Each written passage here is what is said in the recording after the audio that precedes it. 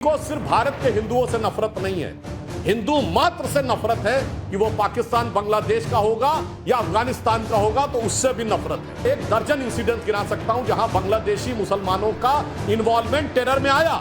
North east के त्रिपुरा से लेके आसाम की घटना से लेके जयपुर का ब्लास्ट 2008, अब मुंबई के आजाद मैदान की घटना 2012, हैदराबाद के ब्लास्ट। एक उदाहरण बताइए जहां पर पाकिस्तान से आए हुए हिंदू, सिख, जैन, बौद्ध या ईसाई का आया हो। मैं चुनौती से कहता हूं। सबसे पहले तो रवि श्रीवास्तव जी आपसे पूछना चाहती हूं, आपको लगता है कि सिर्फ हिंदू शरणार्थी जो हैं वो रेप और क्राइम को बढ़ावा देते हैं? और सवाल आज गृह मंत्री जी ने उठाया है, पूछा है कि रोहिंग्या बांग्लादेशी घुसपैठियों से आपको कोई दिक्कत नहीं है क्या? ये वोट बैंक की पॉलिटिक्स नहीं है? और एक बार फिर से ये लोगों को डराने का काम आप नहीं कर रहे, क्योंकि कुछ भी मोदी करे तो या पुतिन बाबा या फिर कि भाई रेप हो जाएगा, क्राइम हो जाएगा। सवाल आज ये है कि वोट बैंक की पॉलिटिक्स आप कितनी दूर तक ले जाएंगे?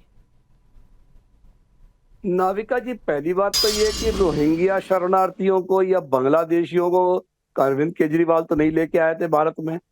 सरकार किसकी है, कौन है सरकार में, केंद्र की सरकार किसकी है, उसकी एजेंसियां किसकी हैं, कैसे आए वो लोग, कब आए वो लोग, क्यों आए वो लोग, इसका जवाब तो सरकार को देना चाहिए। इसमें अरविंद केजरीवाल का तो कोई दोष नहीं है।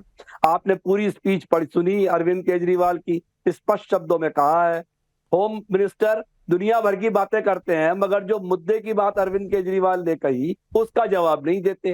उन्होंने कहा कि भाई 2.5 करोड़ 2.5 करोड़ लोग हैं, अगर 1-1.5 करोड़ लोग और यहाँ पे घुस आए तो वो आएंगे रहेंगे कहाँ पे? नौकरियां किसकी छीनेंगे, किसकी शिक्षा का अवसर छीनेंगे, कैसे आपके घरों के सामने झुग्गियां बना करके ठहरेंगे यहाँ पे?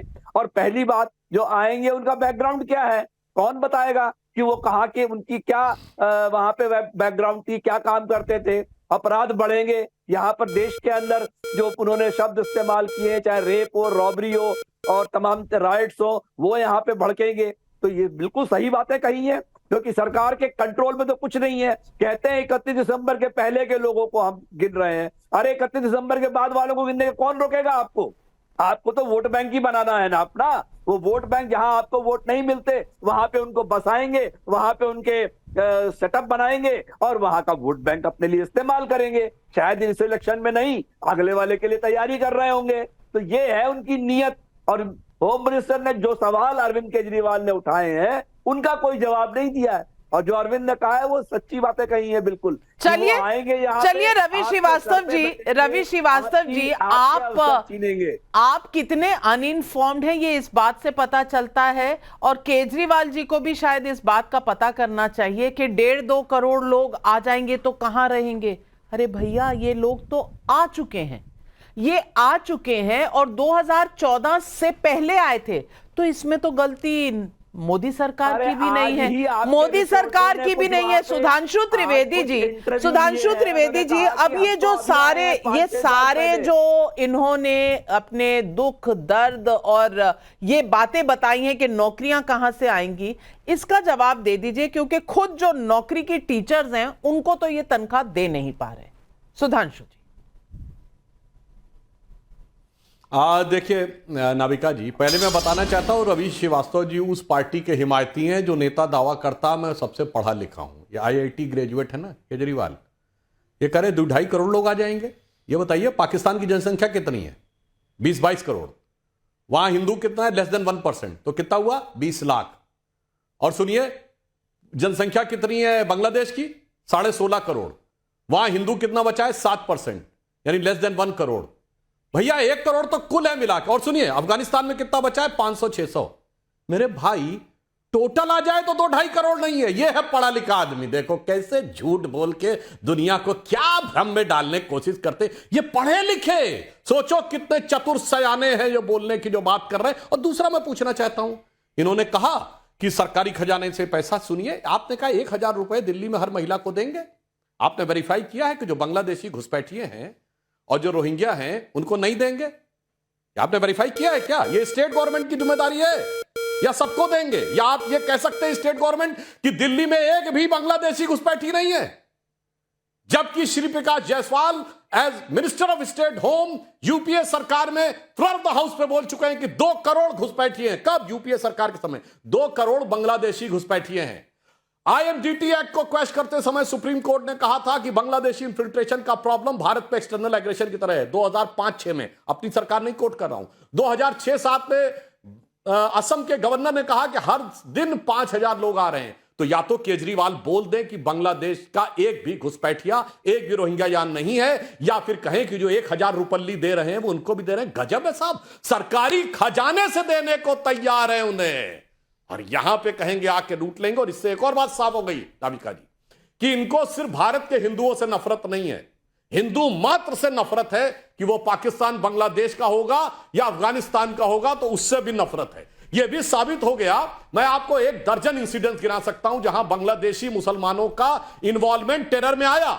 नॉर्थ ईस्ट के त्रिपुरा से लेके आसाम की घटना से लेके जयपुर का ब्लास्ट 2008, मुंबई के आजाद मैदान की घटना 2012, हैदराबाद के ब्लास्ट। एक उदाहरण बताइए जहां पर पाकिस्तान से आए हुए हिंदू, सिख, जैन, बौद्ध या ईसाई का आया हो। मैं चुनौती से कहता हूं। और यह बताइए, आपकी तो पंजाब में सरकार है, बताइए कितने बलात्कार के आरोपी, कितने डकैती के आरोपी, चोरी के आरोपी पकड़े गए हैं। ये लोग हैं जो देश की अस्मिता पर डकैती डालने की कोशिश कर रहे हैं। इतनी घृणा देश के टुकड़े राम करके रहीम को पैरोल पे कौन छोड़ता है हर 2 महीने में? चलिए डिबेट भाई बता दो, को, जब डिबेट को गुमराह मत करिए, डिबेट को गुमराह मत करिए रवि जी।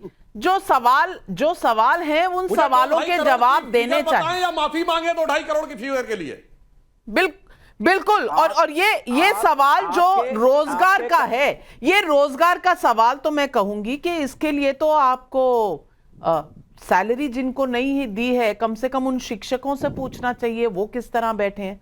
अब किशोर तिवारी जी, मैं आपसे भी पूछना चाहती हूं, किशोर तिवारी जी, कोई रिफॉर्म हो, चाहे वो आर्टिकल 370 का हटाना हो, इसके आप भी हिमायती थे, लेकिन अब आपके वो कहते हैं ना रसोइयां अलग अलग हो गई हैं, शिवसेना की और बीजेपी की, तो अब आपको दिक्कत है कि भाई अब 370 क्यों हटा दिया मोदी ने। उस पर भी आपने कह दिया कि ये तो बिल्कुल डिक्टेटरशिप चल रही है। सवाल इस पर भी है कि आज बीजेपी का हिंदुत्व गौमूत्र हिंदुत्व लगता है उद्धव ठाकरे को, इसीलिए शायद क्योंकि रसोई अलग अलग हो गई है, खाना अलग अलग पकता है। अब जब तक साथ था, साझा था, तब तक ये हिंदुत्व और वो हिंदुत्व दोनों सही था, साथ में जी रहे थे। लेकिन अब तो कहना ही है कुछ ना कुछ। और अब वही मोदी जिनके साथ आपने इतने साल अपना साथ निभाया बाला साहब ठाकरे के समय से, अब वही मोदी, वही बीजेपी आपको पुतिन बाबा लगने लग गए हैं। मैं पूछना चाहती हूं कि हर रिफॉर्म में, हर चीज में अब सब गलत ही दिखता है, काला ही दिखता है। चश्मा बदल गया है या नियत? और कुछ बोलना है तो बोल लो, और कुछ बोलना है तो बोल लो। मैं सुधांशु जी को एक बात बताता हूं कि सुधांशु जी, ना ही तो हमारा हिंदुत्व बदला है, ना ही तो हमारे विचार बदले हैं। आज देश में माहौल ही ऐसा कुछ है कि आत्ममुग्धता के वजह से मोदी जी अगर तीसरी टर्म आते हैं तो देश का संविधान खतरे में आएगा, ऐसा आम आदमी बोलता है। और आप भी देख रहे हैं कि कैसी कार्य पद्धति से वो जा रहे हैं। आपके पार्टी में तो प्रजातंत्र खत्म हो गया। उद्धव जी इतना कहते हैं कि देश का प्रजातंत्र भी खतरे में है। इनको अनंत हेगड़े जी ने क्या बता दिया कि संविधान बदलने के लिए हमें 400 के ऊपर लोग चाहिए। मुझे एक बताइए, आपकी पार्टी 40 पार्टियों के गठबंधन के अंदर 270 जगह पर सीरियसली लड़ रही है, आपको 370 सीटें कहां से मिली? और आपके पास ये शाम को बैठ के हिसाब कर लेना, 270 सीट पे लड़ने वाली पार्टी 370 सीट पे को पार कैसे करेगी? और 400 पार तो आप होने वाले नहीं है। अभी उद्धव जी यवतमाल में आए थे, दोपहर के वक्त उनकी सभा में 40,000 की जनता थी। और सुधांशु जी, हमारा विरोध भाजपा की विचारधारा से कभी नहीं था। जिस प्रकार से आपने शिवसेना को ट्रीटमेंट दी, जिस प्रकार से आपने बाला साहेब ठाकरे के बच्चे को पदच्युत किया, हम उससे आहत है। हमें मोदी जी की कार्यपद्धति, अमित शाह की कार्यपद्धति, इनसे विरोध है। हमें नितिन जी से कहाँ विरोध है, सुधांशु जी तुमसे कहाँ विरोध है हमको। हाँ, तुम तो इतने मेधावी और सुंदर प्रवक्ता हो, हाँ, झूठ झूठ बात भी बहुत दबा के बोलते हो, लेकिन मैं आपको बता रहा हूँ कि 10 साल के अंदर किसान बड़े परेशान। किसानों को जो वादे दिए थे वो नहीं उतरे सही। मैं बता रहा हूँ, ग्रामीण अर्थव्यवस्था पे तुम्हारी साख उतर नहीं पाई। आर्थिक नीतियां ग्रामीण व्यवस्था पे चली। तो इसीलिए ये देश पुतिन बाबा का देश बन जाएगा। इसीलिए सुधांशु जी अब आप जवाब दे दीजिए। एक मिनट मैं एक बात नहीं, जो 60 सेकंड है उससे ऊपर 60 सेकंड दे चुकी हूं, अब जवाब सुन लीजिए। इतना तो बोला, मुझे एक थोड़ी बात बोल लेते तो क्या हो। मैंने कहा बोला, जो बोलना था वो तो उद्धव ठाकरे जी ने बोला। नहीं, पुतिन बाबा इसलिए बोला कि हालात ऐसे बने। चलिए सुधांशु जी जवाब दीजिए। सुधांशु जी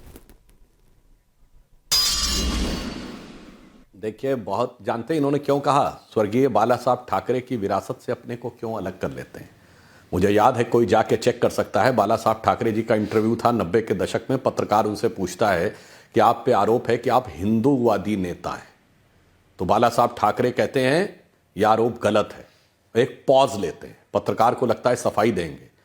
बाला साहब ठाकरे क्या कहते हैं, यह आरोप गलत है, मैं हिंदूवादी नेता नहीं हूं, मैं कट्टर हिंदूवादी नेता हूं। बाला साहब ठाकरे वो थे जो कहते हैं 6 दिसंबर 92 के बाद कि अगर मेरे शिव सैनिकों पे आरोप है तो मुझे उस पर गर्व है। जबकि मैं ईमानदारी से कह रहा हूं, हमारे नेता 6 दिसंबर 92 की रात डिफेंसिव थे और रात को 11:15 बजे रेडियो पर मैंने स्वयं सुना था बाला साहब ठाकरे जी का बयान। हम उन बाला साहब ठाकरे के साथ थे। और बाला साहब ठाकरे तो वो थे कि जब उनसे इंटरव्यू में पूछा गया कि मुंबई के दंगों में आरोप लगा रही है कांग्रेस, जिसके साथ आप खड़े, कांग्रेस कह रही है कि बाला साहब ठाकरे का हाथ है। कांग्रेस ने श्री कृष्णा कमीशन बनाया था जिसमें बाला साहब ठाकरे के लिए कितनी आपत्तिजनक बातें लिखी थी, तो बाला साहब ठाकरे ने क्या बोला था, हाथ नहीं पैर है, क्योंकि कुछ लोग पैर की भाषा समझते हैं। और अब अगर उद्धव ठाकरे आकर गोमूत्र की बात करने लगे तो छत्रपति शिवाजी के महाराज की विरासत का दावा करने वाली वो पार्टी, जिस छत्रपति शिवाजी के लिए लिखा गया राखी हिंदुवानी हिंदुवान का तिलक राख्यो स्मृति पुराण राखी वेद धुनि सुनी में, और शाही के सपूत शिवराज शमशीर तेरी दिल्ली दल दाब के दीवान राख्यो दूनी में, जिन्होंने दिल्ली दल को दबाकर अपना दुगना स्टेटस बना के रखा, आज इटली दल से इतना दब गए कि गोमूत्र को मजाक का मुद्दा बना लिए। तो बाला साहब ठाकरे की विरासत से तो खुद ही छूट गए, हमें छोड़ने की जरूरत थोड़ी पड़ी, आपने खुद अपने को छोड़ दिया, जनता की नजर से उतर गए।